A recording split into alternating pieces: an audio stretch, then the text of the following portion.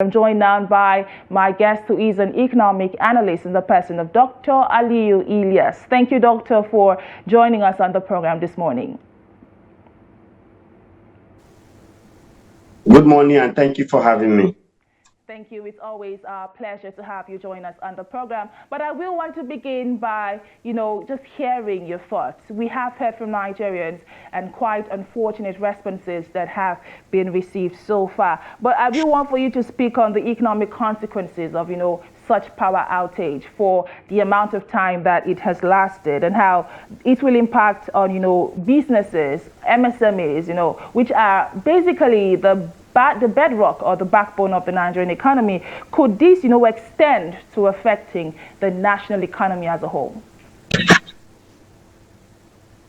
Well, basically, it has collapsed the economy of the whole state that's affected, especially states like Kano, Borno, Kaduna, Plateau, and Jigawa. It has collapsed the economy and life of citizens there because majorly we rely on electricity to do a lot of things. And when we say a lot of, this simply means for manufacturing, small businesses. You will agree with me that every tailoring now, there's need for you to use electricity to actually carry out your job. So it's now a serious issue for a whole about 6 to 7 states to have a grid collapse that resulted in having issue with electricity availability. But also beyond the northern part of Nigeria, we also have Bayelsa also suffering a lack of electricity. I think it's an urgent thing that Nigeria needs to do something about to stop this incessant collapse.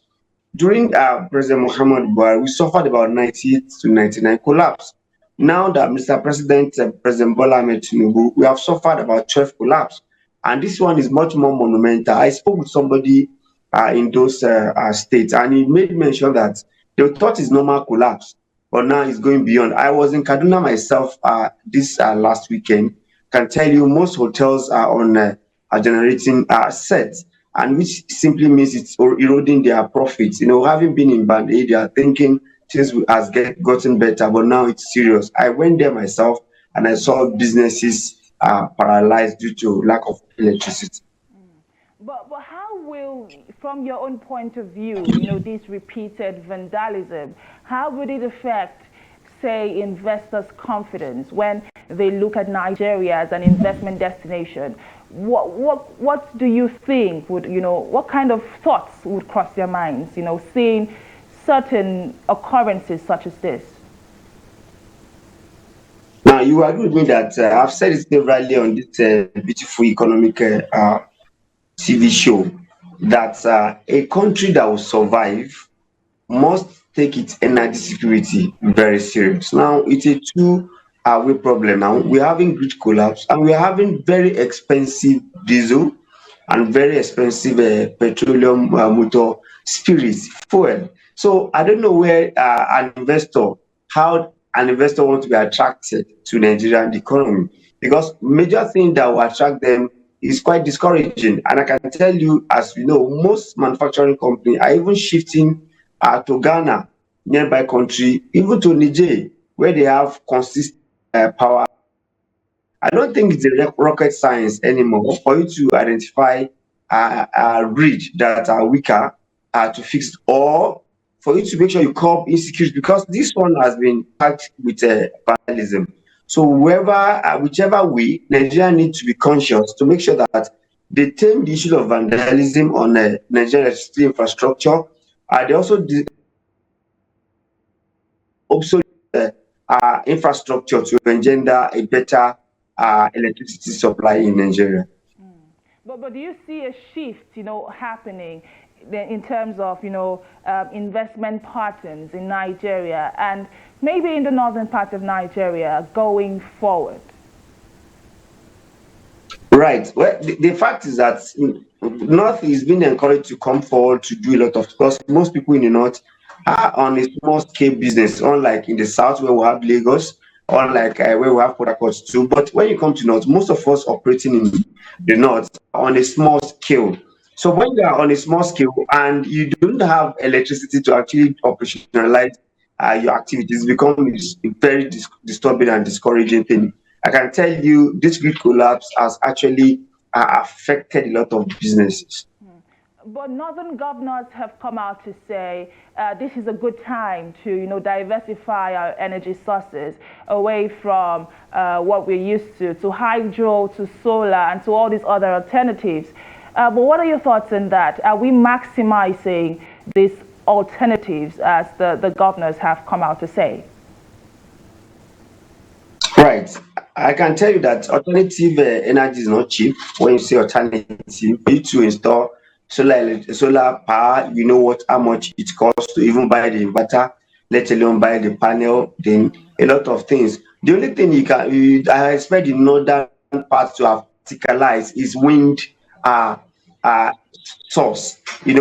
Because we have a lot of land that are like Sahara, we can actually work on wind. I don't think solar comes cheap. Even when it does not come, you want to do that. What investment are you bringing to it? So I think they should challenge themselves to make sure they invest in the alternative energy. And I can tell you that it is not a small loss that we're experiencing with this lack of electricity in Nigeria. It's a two-way thing. We are suffering grid collapse, and we are also suffering availability of power supply if at all the grid for some period. The Minister of Power yesterday also did say that monies were being diverted from, development projects to repairs and infrastructural repairs like this, where he talked to issues around the reoccurring vandalism. But I want to hear from you now. Do you see this impacting, the economy in any way?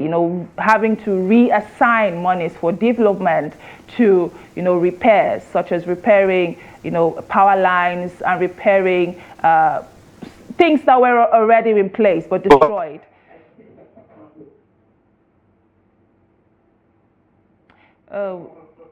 Power line total over. In fact, ask me, I want us to prioritize the transition itself because if you look at we don't have the regional electricity and we have less issue in the issue of now is transmission. So our advice government to only though the Minister of Power said is going to find decentralize the grid, which is a welcome idea, that it will not be one grid collapse and a total blackout for everyone. So if they can decentralize, but the major thing is to make sure that we overhaul that sector. A lot of grid is as obsolete as 1975. I want them to work effectively. So I think there is need, and we must also go into automation. It should be the corner of your house and corner of your office, rather, any ERC should be in the corner of your office and monitor real time the status of the one that is weak, the one that's been tampered, the one that we can see vandalism there and we can make a quick action. I think we should go beyond the reach. There must be effective action towards achieving a good electricity supply in Nigeria. You did speak to the cost of, acquiring alternative sources of power like solar, hydropower, wind power, and all of those. You did speak about, even obtaining a mini grid, and how much that can go for. But let's hear from you. Because I believe that this is an opportunity for, a partnership now between the government and the private sector. But let's hear from you. Are you seeing that play out? And what ways can this bond or this partnership be strengthened moving forward? We're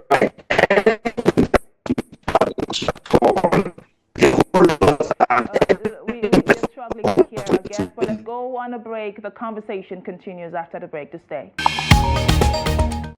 Thank you for still staying with us up until this moment. And what an intense conversation we have had so far. We have looked at, the power outage situation in some northern areas across the nation. And, the Federal Ministry of Power's assertion yesterday that, power is expected to be restored in the next 72 hours. That is approximately 4 to 5 days. And Nigerians in northern Nigeria have expressed optimism across social media and are expectant happened, even though they did say that so far it has had, quite unfortunate impact on their businesses. But that's all we will be taking today on the program. Keep the conversation going across all our social media platforms, on Facebook, on YouTube, on X, and of course on Instagram. We'll be there to respond to your comments. My name is Chiamaka Enendu. Thank you for watching, and bye for now.